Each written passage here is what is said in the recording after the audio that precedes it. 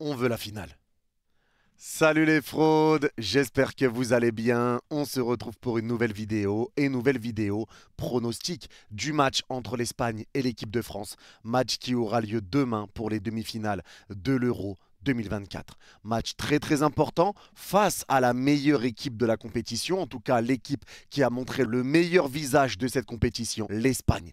Un match qui ne sera pas facile, un match qui va être à prendre très au sérieux, mais un match qu'il va falloir gagner puisque le gagnant de ce match ira en finale de cet Euro. Dans cette vidéo, on va parler bien évidemment des forces et des faiblesses des deux nations. On va parler du 11 de l'Espagne avec les joueurs qui sont suspendus, le 11 qui sont susceptibles d'aligner et bien évidemment les joueurs dont il faudra se méfier. On va parler du 11 de l'équipe de France, celui que Didier Deschamps risque d'aligner et celui que moi j'aurais aligné personnellement. On va revenir rapidement sur les derniers résultats, sur les dernières confrontations.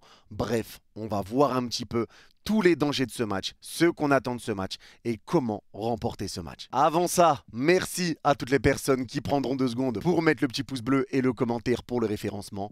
Vous êtes les GOAT. Et on est parti maintenant avec les derniers résultats de cette équipe espagnole. Une équipe espagnole qui a été juste incroyable depuis le début de cet Euro. Il reste sur cette dernière victoire contre l'Allemagne aux prolongations. C'était les 2 meilleures équipes de cette compétition qui se sont affrontées. Ça a donné un match vraiment bon, un match vraiment disputé qui aurait pu basculer de n'importe quel côté, mais l'Espagne a réussi à s'imposer dans les toutes dernières minutes de la prolongation, mais l'Allemagne leur a fait beaucoup de mal. L'Allemagne s'incline 2-1 dans les dernières minutes des prolongations, mais l'Allemagne a touché le poteau avec Füllkrug. L'Allemagne a eu pas mal de situations. Plusieurs fois, Unai Simon était battu sur des occasions allemandes et le ballon est passé au ras du poteau juste à côté. Donc cette équipe espagnole reste quand même friable. Cette équipe espagnole concède des occasions. Donc c'est possible de la mettre en danger. Et on a vu aussi que quand elle menait au score, elle a reculé et elle a commencé à concéder énormément d'occasions. Et c'est là qu'elle a craqué. À la 89e, l'Allemagne qui a réussi à égaliser pour arracher les prolongations. Derrière, dans ces prolongations, il y a eu cette fameuse main de Cucurella où on ne sait pas, est-ce qu'il y avait pénalty, est-ce qu'il n'y avait pas pénalty. Moi, quand je vois le ralenti, bien sûr qu'il y a pénalty. Mais on me dit que finalement, il y avait un hors-jeu de Füllkrug au départ. Mais j'ai jamais vu la vidéo de Füllkrug hors-jeu au départ. Et en plus, s'il y avait hors-jeu, je ne comprends pas pourquoi, au final, la touche pour l'Allemagne a été jouée. Donc si on siffle le hors-jeu, dans ce cas-là, il y aurait dû avoir coup franc. Donc c'est ça que je comprends pas non plus. Mais en tout cas, bref, c'était un match complètement fou où l'Allemagne aurait pu également avoir un carton rouge avec Toni Kroos qui s'en sort très bien. Il blesse Pedri d'ailleurs, on va y revenir après. Mais en tout cas, c'est un match où l'Espagne a laissé beaucoup de plumes. Parce que sur ce match-là, tu as la blessure de Pedri, tu as le carton jaune plus carton rouge de Carvajal. Avec le jaune, il était déjà suspendu, mais donc tu perds Carvajal également. Et tu as la suspension de Lenormand. Donc ce match-là, tu as pris 120 minutes de ton temps et en plus, tu as beaucoup de pertes dans ce match. Tu as vraiment dû tout donner pour le remporter et ça a été un match qui a tenu ses attentes, qui a tenu ses engagements parce que c'était un match complètement fou et je le répète encore une fois, le match aurait pu tourner des deux côtés. Il y avait même des prises de risque avec la sortie de Lamine Yamal à la 60e. Ça commençait à s'inquiéter côté espagnol et forcément De La Fuente aurait dû rendre des comptes si jamais l'Espagne était sortie. Mais au final, ça a payé et notamment avec le remplaçant de Pedri, Dani Olmo. Mais tout ça, on en parlera un petit peu plus tard. En 8e de finale, l'Espagne a bien sûr déroulé contre la Géorgie, bien que la Géorgie avait ouvert le score. Et on a dû compter sur une égalisation de Rodri avant de voir l'Espagne dérouler en deuxième mi-temps. Mais en tout cas, l'Espagne est une équipe qui baisse pas les bras. L'Espagne est une équipe de possession. L'Espagne est une équipe dangereuse. Et pour moi, je le répète encore une fois, De La Fuente a réussi à faire avec cette équipe espagnole ce que Luis Enrique a toujours cherché à faire. L'Espagne, pour moi, est une équipe de possession, une équipe qui garde la balle, une équipe qui presse très haut, une équipe qui essaye de dicter son jeu, une équipe qui peut laisser de l'espace derrière elle. Bien sûr, quand tu presses très haut, tu peux t'exposer aussi, mais c'est jamais inconscient. Mais elle a réussi à trouver du tranchant, du piquant. Et sur le dernier Euro, moi, c'est ce que je pouvais reprocher à l'Espagne. C'est que c'était une Espagne qui donnait envie de dormir, qui gardait la balle, mais qui en faisait pas grand-chose. Tu étais à gauche de la surface, tu revenais en retrait. À droite de la surface, tu revenais en retrait. Tu es entré de surface, tu reviens en retrait. Tu voulais pas frapper. Et là, je trouve justement qu'avec De La Fuente, ça a réussi à trouver ce piquant. Et c'est la chose que Luis Enrique a toujours essayé de ramener en plus dans son équipe espagnole. Là, je trouve encore une fois que cette équipe espagnole est le juste milieu entre la jeunesse très talentueuse et très prometteuse avec Nico Williams, Lamine Yamal, Pedri même s'il est blessé, et avec des joueurs expérimentés comme Laporte, comme Rodri au milieu de terrain et des joueurs de talent. Et pour moi, c'est un équilibre parfait entre des petits cracks, des petites pépites et des joueurs vraiment talentueux, des joueurs expérimentés, des joueurs qui ont tout gagné comme Carvajal, etc. Même si lui aussi sera suspendu. Mais pour moi, ça fait vraiment un groupe très homogène et un groupe qui tourne très très bien entre eux. Puisqu'avant ça, sur les poules, l'Espagne a gagné 3-0 contre la Croatie pour son ouverture. Ils enchaînent avec une victoire 1-0 contre l'Italie avec un CSC italien. Mais l'Espagne avait totalement déroulé dans ce match et ils avaient complètement éteint l'Italie comme ils avaient éteint la Croatie. Et ils remportent ce dernier match en ayant fait tourner comme jamais contre l'Albanie, qui était obligée de remporter ce match pour se qualifier. Ce qui fait que l'Espagne est la seule équipe de cet Euro 2024 à terminer avec 9 sur 9 dans son groupe et dans le groupe de la mort. C'est toujours important de le rappeler, c'était dans le groupe de la mort. Et moi, ce que je trouve à dire dans ces deux premiers matchs espagnols, c'est que la Croatie contre l'Espagne a essayé de jouer plutôt haut, de se découvrir, de presser, d'essayer de récupérer le ballon très très haut dans la moitié de terrain espagnol. Ils en ont pris 3 parce que l'Espagne est ressortie proprement, l'Espagne sait sortir du pressing et l'Espagne derrière ça fait très très mal en contre-attaque avec Lamine Yamal, avec Morata qui a fait des superbes appels aussi dans ce match contre la Croatie et quand il a de l'espace il se régale et avec Lamine Yamal de l'autre côté. Bien évidemment il n'y a pas que, mais l'Espagne sait ressortir du pressing et l'Espagne sait jouer en transition très rapide.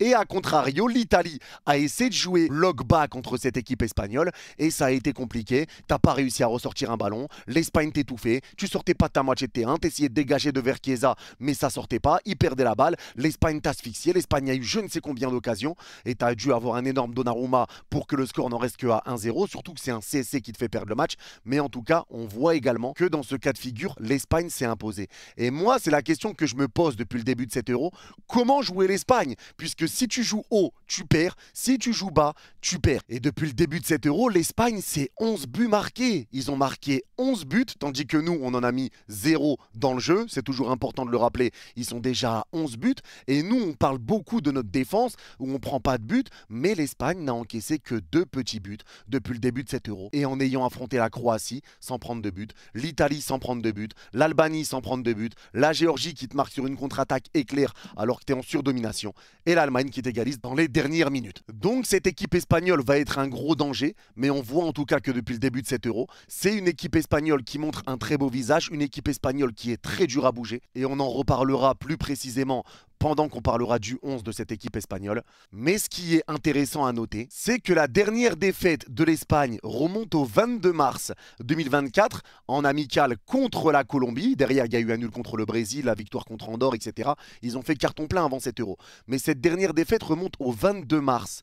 1-0 contre la Colombie. Et la dernière défaite de l'équipe de France remonte au 23 mars contre l'Allemagne. Il y a 15 jours de différence entre la dernière défaite espagnole et la dernière défaite de l'équipe de France. Mais c'est vrai que nous, le visage qu'on montre depuis le début de cet Euro est très très loin du même visage que cette équipe espagnole. Maintenant, c'est important de rappeler quelque chose aussi, c'est qu'on est une équipe qui va être très très compliquée à bouger. Parce que sortir l'équipe de France, c'est jamais facile. Et on peut dire ce qu'on veut de Didier Deschamps en disant que oui, son jeu est nul, le jeu offensif de Deschamps est mauvais, oui, on se fait chier devant les matchs, mais au final, tu te qualifies. Tu te qualifies et pourtant, tu as joué le Portugal, pourtant, tu as joué la Belgique, mais la priorité de Dédé, c'est la défense. Il veut être stable défensivement, qu'on ne prenne pas de but, ça je l'ai déjà dit, mais je le répète, et derrière, il se dit, j'ai Mbappé, j'ai peut-être un Kolo Muani, j'ai peut-être un Griezmann, il y a peut-être quelque chose qui va se passer, il y aura forcément une situation à un moment, et ces joueurs-là sont capables de marquer dans n'importe quelle position, ils sont capables d'avoir un éclair de génie. Si on tient bien défensivement, il y a forcément quelque chose qui va se passer devant. Et moi, je pense qu'on aurait dû se douter aussi de la stratégie de Deschamps quand on a appris que l'équipe de France s'entraînait pour les pénaltys. Les gars, on l'avait devant nous. On l'avait devant nous, la vérité. Parce qu'à partir du moment où tu t'entraînes vraiment pour les pénaltys, c'est que tu te dis, bon, nous, on va verrouiller défensivement. Si on prend pas de but, au pire, si on marque pas, on va aller au tir au but. Mais c'est pas grave, nous, tout ce qu'on veut, c'est être solide. Mais en tout cas, faut le dire, les gars. Parce que oui, même si l'équipe de France n'a pas marqué un seul but dans le jeu depuis le début de cet Euro, Eh ben, l'équipe de France n'a pas pris un seul but dans le jeu depuis le début de cet Euro. On a pris un seul but sur un penalty et un penalty à retirer qui avait été arrêté de base par Mike Maignan. Donc oui, tout n'est pas parfait pour cette équipe de France, mais t'arrives à éliminer en quart de finale cette équipe portugaise, une équipe portugaise qui avait pourtant montré elle aussi un meilleur visage que l'équipe de France depuis le début de cet Euro. Une équipe portugaise qui jouait quand même le jeu de la possession, une équipe portugaise qui d'habitude percute beaucoup et vraiment dans ce jeu de percussion. Au final, contre la France, ça a été un match beaucoup plus terne. Et là, je vais le répéter encore une fois et je vais le redire encore une fois. Pour toutes les personnes qui vont dire la France est éclatée, l'Espagne va vous allumer, l'Espagne va venir, ils vont vous étouffer, ils vont vous éteindre. Les gars, l'Espagne, comme toutes les équipes qui vont affronter l'équipe de France, ne peuvent pas venir aveuglément prendre tous les risques et essayer de tabasser cette équipe de France. Parce que si une équipe vient, Portugal, Espagne, Allemagne, peu importe, en essayant de te presser, si tu laisses de l'espace dans ton dos à des joueurs comme Mbappé, peu importe qu'il soit dans la forme de sa vie ou non, tu vas prendre des gros risques. L'équipe de France reste une grosse équipe, l'équipe de France reste solide, ça reste des joueurs capables de te mettre des ballons dans n'importe quelle position, ça reste une équipe capable de te piquer, de te punir dans n'importe quelle position et dans n'importe quel moment. Et surtout que sur un match, tout peut arriver très vite et si tu prends une ouverture du score, ça peut te mettre dans une position délicate aussi. Et après, tu sais que si tu prends l'ouverture du score avec la défense de l'équipe de France, ça va être compliqué de marquer. Donc bien évidemment que inconsciemment, que l'équipe de France montre le meilleur visage du monde ou non, les équipes qu'on affronte vont forcément être plus méfiantes que ce qu'elles peuvent être habituellement par rapport aux équipes qu'elles peuvent affronter avant. L'équipe de France, ce n'est pas n'importe quoi, les gars. Ce n'est pas n'importe quoi. Les parcours avec Didier Deschamps sont toujours très très bons. Tu fais demi-finale aujourd'hui sans marquer un seul but dans le jeu. L'équipe de France est dure à sortir. Je me rappelle même pas c'est quand la dernière fois que l'équipe de France s'est fait éliminer dans un tournoi majeur en dehors d'une séance de tir au but. Donc moi je pense qu'on est capable de gérer cette équipe espagnole, de gêner cette équipe espagnole, on est capable de leur ramener le feu, surtout qu'ils ont des joueurs absents, mais ça encore une fois, on va en parler juste après, mais en tout cas moi j'ai confiance en cette équipe de France, même si bien sûr rien ne sera facile. On a eu également cette victoire contre la Belgique, 1-0 en huitième de finale, avec un but contre leur camp des Belges. On a eu ce match nul un partout très décevant contre la Pologne qui nous empêche de prendre la première place. Et ben au final on a été deuxième puisque l'Autriche a été premier. Mais ce match-là, tu marques sur penalty et tu prends un penalty qui a dû être retiré. Et au final, tu fais match nul, tu perds la première place. C'est décevant. Tu as ce match nul 0-0 contre les Pays-Bas où tu te crées beaucoup d'occasions. Les Pays-Bas en ont aussi, mais tu te crées pas mal d'occasions et tu as des gros ratés. Je rappelle aussi avec Rabiot, Griezmann, ça a été inquiétant, mais tu as pas mal de situations où tu peux ouvrir le score. Et en plus, sans Kylian Mbappé, c'est là que Deschamps a commencé à faire des changements un peu bizarres. Et tu as eu ce match d'ouverture pour les Bleus contre l'Autriche avec cette victoire et le but autrichien contre son camp. Donc toujours 0 but dans le jeu, mais encore une fois, une équipe de France qui arrive à se qualifier et une équipe de France qui passe comme ça. Et je le répète encore, si jamais on était sorti en huitième de finale, on serait tous tombés sur Didier Deschamps. Et ça, c'est une réalité, on lui serait tous tombés dessus. Maintenant, Deschamps est passé, Deschamps est en demi-finale et c'était l'objectif. Deschamps a rempli son objectif de faire demi-finale minimum de cet Euro. L'objectif est rempli et je pense qu'on aura Didier Deschamps à la tête de l'équipe de France pour la Coupe du Monde 2026. L'objectif a été rempli, donc je vois pas pour quelle raison Deschamps ne serait pas à la tête de cette équipe de France derrière. Il a rempli ses objectifs. Donc on critique ou pas le jeu de l'équipe de France, si ça va au bout, je le répète encore une fois, on signerait tous. Donc bien sûr, l'équipe de France ne part pas favori, l'Espagne part favori. Ça sera pour moi le match le plus compliqué depuis le début de cet Euro contre la meilleure équipe de l'Euro pour moi, très clairement. Mais on est l'équipe de France, tout est possible. Et c'est pas mort. Sur les derniers matchs qu'on a joué contre l'Espagne, il y a eu ce match en Ligue des Nations, la finale de la Ligue des Nations, qu'on remporte 2-1 en 2021, avec un but de Benzema, avec un but d'Mbappé et une passe D d'Mbappé, hein, Mbappé qui avait mis un but, une passe D ce soir-là. Et c'est pourtant l'Espagne qui avait ouvert le score vers la 60e minute. On met 2 buts avant la fin du match. On a réussi à inverser la tendance et on a réussi à battre cette équipe espagnole. C'est jamais facile de battre l'Espagne, mais on a réussi à le faire et on est encore capable de le faire. Et avant ce match-là, c'était un match en 2017, mais avec une équipe, assieds-toi, faut que je te parle. C'était une défaite en 2017, 2-0 pour l'Espagne, mais l'équipe, c'était Kurzawa côté gauche, Koscielny en défense centrale, Umtiti avec lui, Christophe Jallet à droite, Tolisso au milieu, Gamero ailier gauche. J'ai besoin d'aller plus loin ou... Carros. Donc c'est vrai que sur ces dernières années, il n'y a pas eu énormément d'affrontements entre l'Espagne et l'équipe de France. Mais pour moi, l'Espagne a vraiment step up. Ils avaient déjà fait demi-finale du dernier Euro, les Espagnols. Maintenant, ils sont encore en demi-finale. Ça a step up et ça sera vraiment pas simple de les battre. Ça va être un match qui va être très très compliqué à prendre très au sérieux. Mais je pense qu'on est capable de leur faire du mal avec notre solidité défensive. Et maintenant, on va passer au 11 de cette équipe espagnole. Et donc pour ce 11 de l'Espagne, voilà à quoi il devrait ressembler en temps normal. Mais comme je vous l'ai dit quelques minutes avant, l'Espagne a 3 suspendus et des suspendus très importants. Et on commence bien sûr par Carvajal qui a pris carton jaune plus carton rouge contre l'Allemagne. Il s'est sacrifié et l'absence de Carvajal peut faire très mal. Parce que pour moi, la saison de Carvajal est juste exceptionnelle et n'en déplaise à certains vont dire d'autres joueurs, chacun aura son avis sur la question. Mais pour moi, cette saison, Carvajal est le meilleur latéral droit au monde. Je ne vois pas un joueur faire une meilleure saison que lui sur le couloir droit. Vous pouvez me parler de qui vous voulez les gars, c'est mon avis et ça restera mon avis, chacun aura le sien. Mais dites-moi vous les gars, pour vous qui est le meilleur latéral droit au monde cette saison? Pour moi c'est clairement Carvajal, il a été exceptionnel avec le Real et il est encore une fois exceptionnel sur cet Euro. Donc première grosse perte, c'est la perte de Carvajal. Il y a l'absence de Lenormand également qui est suspendu, Lenormand qui avait mis un but contre son camp contre la Géorgie, c'est lui qui avait marqué, qui avait laissé les Géorgiens ouvrir le score.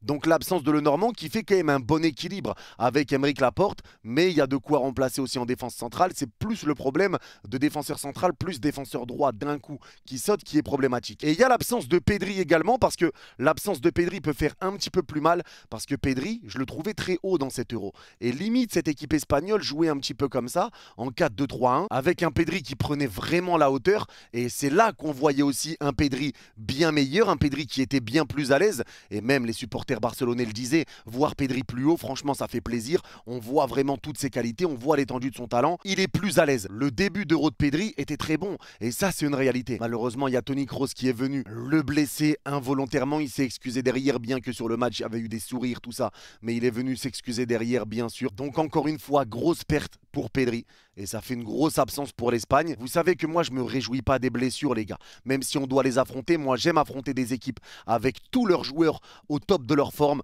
comme ça nous donne un vrai match, ça nous donne une vraie opposition. Mais voilà, les blessures, ça fait aussi partie du football. En tout cas, on souhaite bon rétablissement à Pedri. Mais pour les suspendus, c'est bien fait pour vous. Donc maintenant, comment l'Espagne va remplacer ses joueurs absents? Alors pour moi, il y a plusieurs solutions. Déjà, Dani Olmo pour moi sera titulaire, ça c'est assez sûr et certain. Surtout que lui qui est rentré contre l'Allemagne a été excellent. Il a fait un match vraiment monstrueux. Il a été buteur plus passeur décisif. Donc sur les 2 buts espagnols, sur la victoire espagnole, Dani Olmo en est clairement l'un des grands auteurs. Il a fait une très bonne entrée. Et encore une fois, avec Dani Olmo, Dani Olmo peut jouer 10. Fabian peut être un petit peu plus bas, accompagné de Rodri. Et même parfois, tu as un Rodri plus bas, Dani Olmo qui est un peu plus haut et Fabian qui est aussi plus haut. Donc en fait, tout peut changer. Tout peut changer dans ce milieu de terrain. Et on le voit aussi sur les phases où il y a un pressing. Par exemple, si un joueur a la balle défensivement dans sa surface de réparation, t'as Morata qui presse, t'as Williams qui presse, t'as Fabian qui va essayer d'être un peu plus haut pour bloquer, Dani Olmo qui va bloquer latéralement, un Rodri qui sera au milieu pour bien bloquer au cas où, et un Lamine Yamal qui sera sur le côté pour éviter les transitions. Donc en fait, l'Espagne va presser très haut et ils vont essayer de te bloquer dans beaucoup de situations, et quoi qu'il arrive, ça va faire que tu vas avoir du mal. Donc l'Espagne presse, l'Espagne n'a pas peur de presser parce qu'ils se découvrent pas, je trouve qu'ils sont assez équilibrés. C'était peut-être le problème qu'on pouvait voir chez le Barça au cours des saisons passées, un Barça qui pressait haut, un Barça qui récupérait très haut, mais quand il y a un ballon qui partait et qui passait, même si c'était 1 sur 30, vu que ça ratait beaucoup pour les Barcelonais, t'étais pris dans le dos et t'étais pris en contre-attaque. S'il y en a un qui passait sur une déviation de la tête, tu prenais un but. On a beaucoup vu des buts comme ça pour le Barça, dégagement du gardien, déviation de la tête au milieu, contre-attaque, frappe, but, Ter Stegen est battu. En 2 touches, il y avait but pour l'équipe adverse. Donc là, pour moi, c'est ce que l'Espagne fait très bien. Ils arrivent vraiment à couvrir la profondeur, et je le répète encore, tu as joué la Croatie, l'Italie, tout ça, tu prends pas de but contre eux. Donc tu arrives vraiment à prouver et à être solide défensivement et à bien gérer les espaces et à bien gérer les espaces que tu laisses dans ton dos. Donc ça va être les premiers gros dangers bien évidemment de ce match, avec un Rodri qui est exceptionnel, mais ça j'ai pas besoin de vous le redire, un Fabian Ruiz qui fait un début d'Euro lui aussi qui est juste exceptionnel, hein. sublime le début d'Euro de Fabian Ruiz. Il n'y a rien à dire, son Euro est très solide. On aimerait avoir un Fabian Ruiz comme ça au PSG. Maintenant, si c'est Rodri dont tu as besoin pour être aussi heureux et un Pedri, on peut s'arranger avec le Barça et City. On vous fait une offre, vous nous le laissez les gars. Pour les Barcelonais, on vous prend Pedri pour 40 millions plus Carlos Soler. Je pense que le débat est clos. Les mecs, ceux qui vont me dire non, laisse-nous tranquille, tu veux prendre tous nos joueurs. Les mecs, à un moment donné, soyez généreux aussi les gars pour le bien du football. Vous voyez pas comment Fabian est heureux là? Vous voyez pas comment il joue, comment son level monte comme ça? Les gars, pour le bien du football, faites un effort aussi. Je suis désolé, faites un effort. Et après Manchester City, vous nous laissez le bon vieux Rodri pour 30 millions, plus ce que vous voulez, Kurzawa si vous voulez, même s'il est plus au club. On peut s'arranger, on peut s'arranger. De toute façon, Pep, t'arrives à faire des cracks avec n'importe quel joueur. On te donne Kurzawa, tu le transformes en Rodri, fin de l'histoire. Mais pour le bien du football, toi aussi avec ta grande calvaise, tu vas nous le laisser bien gentiment. Hein, parce que si Fabian il a besoin de Pedri et Rodri, vous allez nous donner Pedri et Rodri pour le bien du football. Ouais, c'est tout.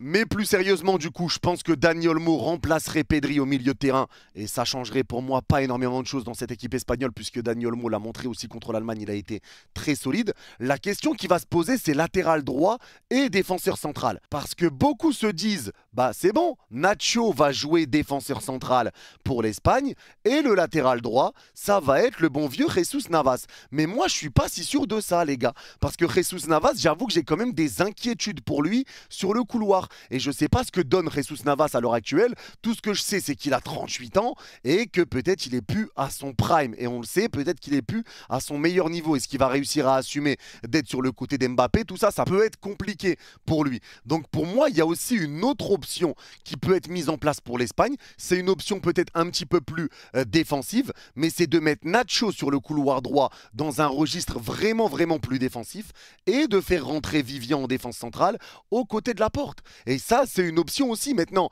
l'interrogation, ça sera Vivian. Qu'est-ce que donne réellement Vivian? Je ne sais pas non plus. Mais c'est une option envisageable, en tout cas pour l'Espagne. Nacho peut jouer latéral droit.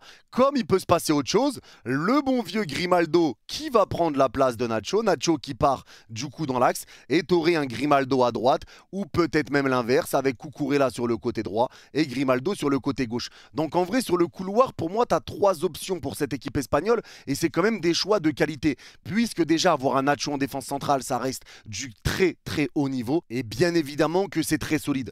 Donc l'interrogation peut être côté droit, à moins que tu mettes Nacho à droite et dans ce cas-là Vivian en défense centrale, mais il y a aussi cette option de mettre Grimaldo sur un côté et de faire passer Cucurella de l'autre ou Grimaldo à droite, tout ça c'est envisageable. Donc en soi, le 11 espagnol peut ressembler un petit peu à toutes ces options-là. Offensivement, ça sera bien sûr ça puisque Morata, lui qui était normalement suspendu, le carton jaune qu'il a reçu a été annulé, donc Morata sera bel et bien là. Mais en tout cas, cette équipe espagnole aura quand même de la gueule, bien qu'il y ait des absents importants et 3 gros absents, hein, je le répète, avec Carvajal, le Normand et Pedri. Mais on voit qu'avec cette équipe-là, l'équipe peut faire quand même très mal. Et encore une fois, le danger peut venir de partout. Mais ce qui est intéressant, encore une fois, c'est à noter la tactique de l'Espagne, parce que l'Espagne va jouer du coup en 4-3-3. Et j'ai pas peur de le dire, je le répète encore une fois, pour moi, c'est l'Espagne qui a montré le meilleur visage dans cet Euro très clairement et de très loin, surtout avec Nico Williams et surtout avec Lamine Yamal, et parce que c'est des joueurs qui vont percuter, des joueurs qui percutent bien, des joueurs qui font du mal à tous les joueurs qu'ils ont affrontés sur leur couloir. Je le répète encore une fois, mais Lamine Yamal qui est très jeune a un jeu hyper réfléchi les gars. Ce mec-là a 16 ans, mais moi je trouve que la grande force de Lamine Yamal, c'est de savoir dribbler quand il faut dribbler, savoir passer quand il faut passer, temporiser quand il faut temporiser, repartir dans l'axe quand il faut partir dans l'axe, centrer quand il faut centrer. Les gars, je trouve que Lamine Yamal fait le choix juste. Et surtout, sa qualité de centre est juste extraordinaire. Et il est capable de te mettre des enroulés du futur lui aussi. Hein. Il est capable de t'envoyer des sacrés bangers, des sacrés golassos.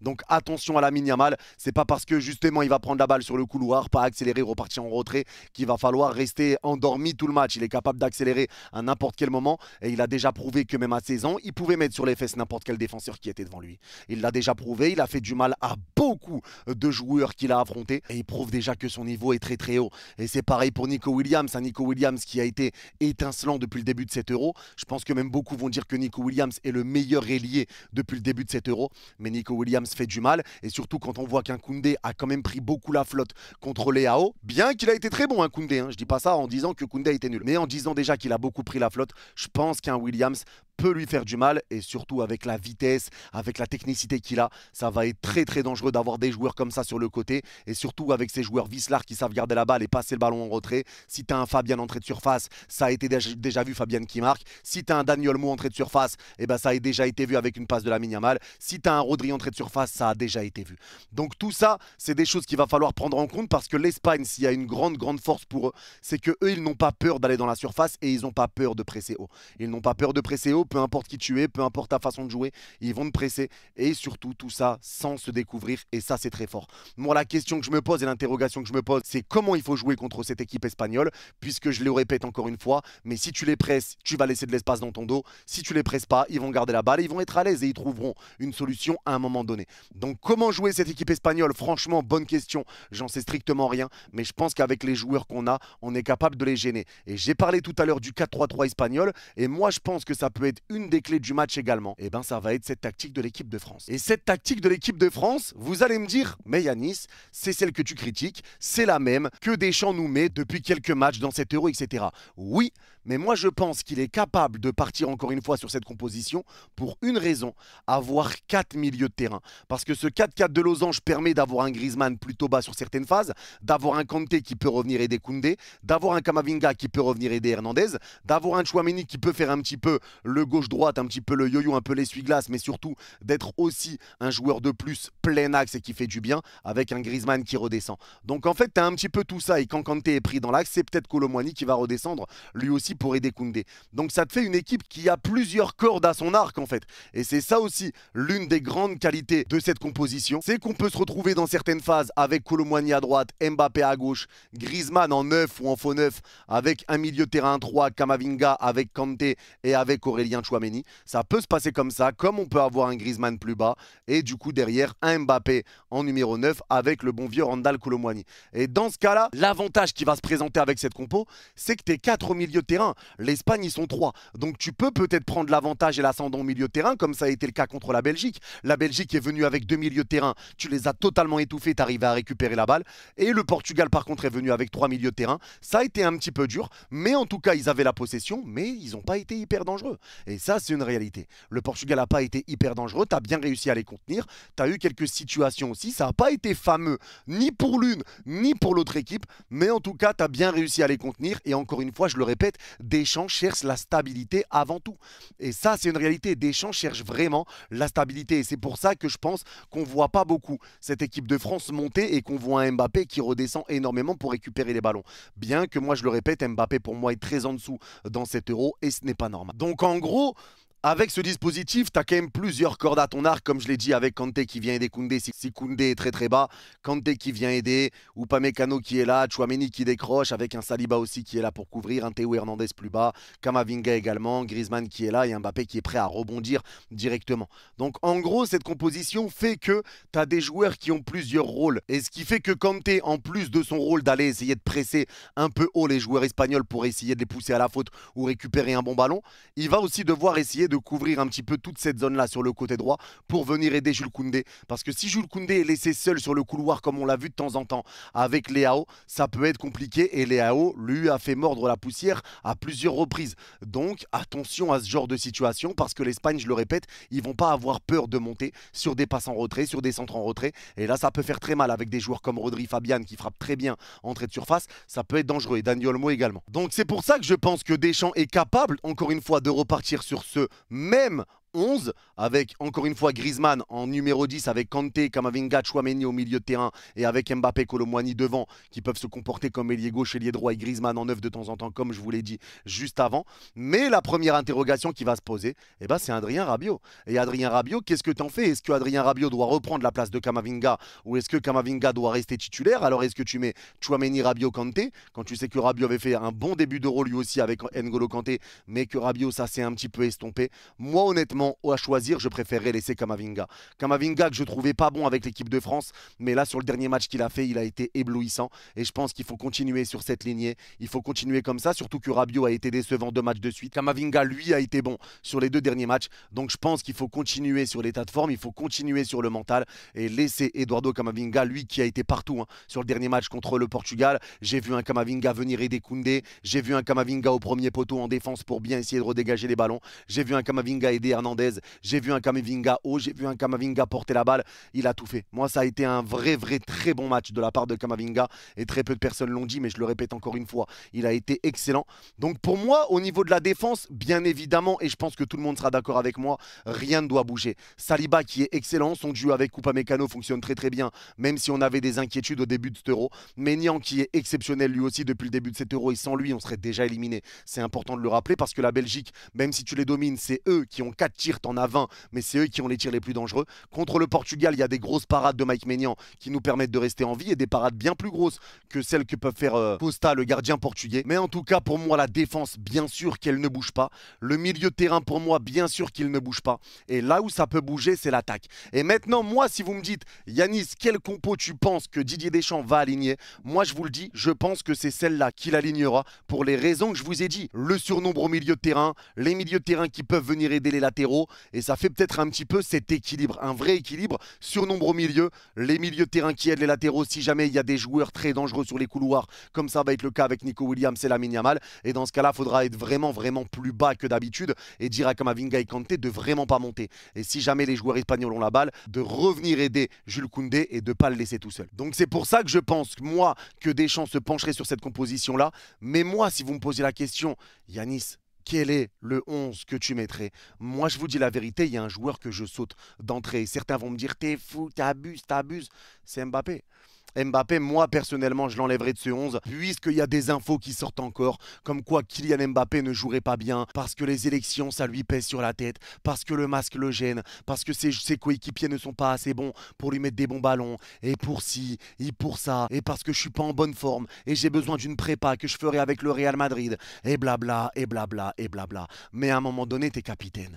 À un moment donné, t'es capitaine. Et Mbappé quand il nous dit je vais marquer l'histoire, je veux marquer l'histoire de l'Euro de mon empreinte, je veux marquer l'Euro de mon empreinte. Et après, tu nous sors des bouses pareilles et derrière, tu te caches derrière le masque, derrière le truc, derrière je ne sais quoi. Toujours des excuses. Et moi, c'est ça qui m'énerve. C'est ça qui m'énerve. Parce que moi, maintenant, les gars, je vous pose la question et dites-moi en commentaire. Mais pour moi, si vous me dites, est-ce que Kylian Mbappé mérite d'être titulaire dans cette équipe de France? Je vous réponds non. À l'heure où on parle, je ne vous réponds non. Maintenant, oui, Mbappé n'est pas à son meilleur niveau. Oui, Mbappé retrouvera son meilleur niveau tôt ou tard. Tout ce que vous voulez, ceux qui vont dire oui, il n'est cassé, oui, pas au top de ses performances, etc. D'accord, parce qu'il manque de préparation, tout ce que vous voulez, pas de souci. Mais pour moi, les gars, un Bradley Barcola n'apporte rien de moins qu'à Kylian Mbappé. Et c'est pour ça que moi, Mbappé, ça sort. Je mettrai Bradley Barcola sur le côté gauche. Je sors bien sûr le bon vieux Randal Kolo Muani et je mets Ousmane Dembélé sur le côté droit. Et en pointe, j'aurais mis notre bon vieux Olivier Giroud, notre petite olive nationale. Et j'aurais enlevé également le bon vieux Antoine Griezmann. Donc voilà moi personnellement comment je serais passé avec un Ousmane Dembélé qui revient lui beaucoup aider les gars. Et on peut se plaindre de Dembélé, mais Dembélé on l'a vu quand il est rentré contre le Portugal. Au final ça manquait beaucoup de percussion avec cette composition. Dembélé est rentré, il a fait un bien fou, un bien phénoménal. Il a fait ce que Mbappé n'a jamais fait et ce que Mbappé n'arrive plus à faire, en tout cas en l'état actuel des choses. Dembélé qui revient beaucoup aider Koundé et ça vous pouvez pas le nier. Les efforts défensifs de Dembélé sont juste exceptionnels. C'est pareil pour Bradley Barcola qui revient beaucoup aider sa défense et ça soulage vraiment les milieux de terrain puisque Camavinga dans ce cas-là n'a pas besoin de couvrir un Mbappé qui ne presse pas, un Mbappé qui défend pas. Donc Camavinga aurait aussi beaucoup moins de travail à faire et il serait beaucoup plus soulagé. Et devant j'aurais mis le bon vieux Olivier Giroud. Maintenant oui, je sais que Olivier Giroud n'a pas joué depuis le début de cet Euro, que Olivier Giroud n'est plus dans les tablettes de Didier Deschamps. Mais moi les gars, je me rappelle encore une fois de ce match contre la Pologne avec un Dembélé qui percute sur le côté droit, un Barcola qui percute sur le côté gauche, des centres très bien faits, mais il n'y a aucun œuf pour le pousser au fond. Il n'y a aucun neuf, il n'y a personne. Et on demandait à Kanté derrière de monter, et c'est Kanté qui était là. Kanté était le joueur le plus dangereux offensivement. Mais à un moment donné, quand tu mets deux joueurs de percussion sur le côté, mais que tu mets pas un vrai buteur avec, parce que tu avais mis le bon vieux Mbappé devant, et Mbappé qui revenait tout le temps ici pour marcher sur les pieds de Barcola, et au final c'est Kanté qui était devant. Mais dans ce cas-là, ça sert à rien. Et c'est pour ça que la stratégie finalement a changé, puisque dans ce cas précis, c'est pour mettre plus à l'aise Mbappé que tu as fait ce changement de sortir Dembélé, de sortir Barcola, pour qu'Mbappé puisse être devant et que le fait qu'il ne presse pas ne soit pas totalement gênant. Et moi, cette compo actuelle de l'équipe de France, pour moi, c'est justement parce que Mbappé ne presse pas. Et comme ça, Mbappé peut rentrer dans cet effectif. Mais en vrai de vrai, pour moi, si on me repose la question, moi, ce que j'aurais fait, c'est un Bradley Barcola à gauche, un Ousmane Dembélé à droite parce que les deux percutent beaucoup et les deux reviennent défendre. Les deux ne lésinent pas sur les efforts qu'ils ont à donner. Et j'aurais mis un Olivier Giroud parce que Giroud est plus grand que la défense espagnole. Giroud est capable de nous mettre un but à n'importe quel moment. Et sur des percussions de Dembélé Barcola, un renard des surfaces comme Olivier Giroud, ça peut nous faire énormément de bien. Donc voilà, moi, personnellement, la composition que j'aurais mis. Je vous ai dit la composition que Didier Deschamps va sûrement aligner. Mais en tout cas, je pense que c'est pas non plus une mauvaise idée, les gars. Le choix de Deschamps, puisque comme je vous l'ai dit, ça peut créer un surnombre au milieu de terrain. Tu seras à 4 contre 3. Le fait qu'Mbappé ne défende pas avec cette composition, c'est pas très grave. Et comme je vous l'ai dit, les milieux peuvent venir aider les latéraux. T'as un Tchouaméni qui peut se mettre entre les deux défenseurs. Griezmann qui redescend aussi pour aller lancer du coup derrière les attaquants. Un Colomboigny qui vient défendre. Et un Mbappé qui est prêt à repartir pour lancer une contre-attaque. Donc tout le monde vient aider tout le monde dans cette composition. Et je pense que ça a créé un solide équilibre défensif. Et même si ça rapporte moins de danger offensivement, eh ben je pense que ça suffit à Deschamps, puisque défensivement, il est à l'aise et que en plus, avec cette composition, tu peux te retrouver, comme je vous l'ai dit, avec Mbappé à gauche, Griezmann en faux neuf et avec le bon vieux Colomboigny devant sur le côté droit. Donc en fait, cette composition t'offre beaucoup de turnover possible dans le match et ça t'offre beaucoup de situations, même si ça se ressent pas trop avec les combinaisons Griezmann-Mbappé inexistantes, avec un Griezmann qui est moins bien aussi dans cet Euro, les combinaisons inexistantes entre Griezmann et Colomboigny, le fait que Koundé va devoir faire des différences bien plus grandes sur le côté. Mais pour l'instant, ça a fonctionné contre la Belgique, ça a fonctionné contre le Portugal. Donc force est de constater que ça fonctionne et que même si t'es pas dangereux offensivement, je le répète encore une fois, Deschamps, ce qu'il cherche, c'est la stabilité et il est capable de trouver cette stabilité contre l'Espagne. Voilà pour moi, les gars, pour mon analyse. Alors, c'était une longue analyse, mais dites-moi, est-ce que pour vous, vous êtes d'accord, pas d'accord avec moi? Moi, je pense que Deschamps repartira sur son 4-4 de losange. Je pense que l'Espagne pressera, mais qu'ils seront quand même un peu plus vigilants que ce qu'ils sont capables de faire habituellement. Bien que, un petit peu à l'image du match contre l'Allemagne, où ça pressait haut, mais quand l'Allemagne arrivait un petit peu à ressortir, là, ça reculait un petit peu plus. Mais donc, on en arrive sur la partie pronostic. Et moi, avec tout ce que j'ai dit, avec les doutes que j'ai sur l'Espagne, etc., la solidité défensive de cette équipe des Bleus, la solidité aussi de l'Espagne, la dangerosité que peut ramener l'Espagne offensivement. Vous l'avez vu dans la vidéo avec Riles. Pour moi, ça sera un match nul, un but partout, prolongation, tir au but, victoire de l'équipe de France encore une fois au tir au but. J'ose y croire, j'ose croire à la finale et j'espère qu'on va se qualifier pour la finale. Tous les joueurs vont devoir être motivés, tous les joueurs vont devoir être à fond dedans, à fond concentrés. Mais en tout cas, on y croit, on compte sur eux. Et on va le faire. Alors donnez-moi vos pronostics vous aussi en commentaire. En tout cas, merci à tous d'avoir suivi cette vidéo. Prenez soin de vous. Vous êtes les Gout. On se revoit demain en live pour vivre le match ensemble et pour le débrief juste après. Je vous mets les gars également les réseaux du bon vieux Laloun juste ici. N'hésitez pas à aller follow les gars. Instagram, Twitch, Twitter, peu importe, tous ces réseaux. Allez follow. Faut qu'il revienne stream les gars. Dites-lui en commentaire. Laloun revient, Laloun revient, Laloun le goth revient. Les gars, faut qu'il reprenne les streams. C'est vrai qu'il a beaucoup charbonné pour moi ces derniers temps, il a vraiment assuré. Donc ceux qui ont regardé la vidéo jusqu'à la fin, n'hésitez pas à mettre GG Laloun en commentaire parce que vraiment, il a été exceptionnel depuis le début de cet Euro. Et je compte sur vous. Prenez soin de vous. Bye bye.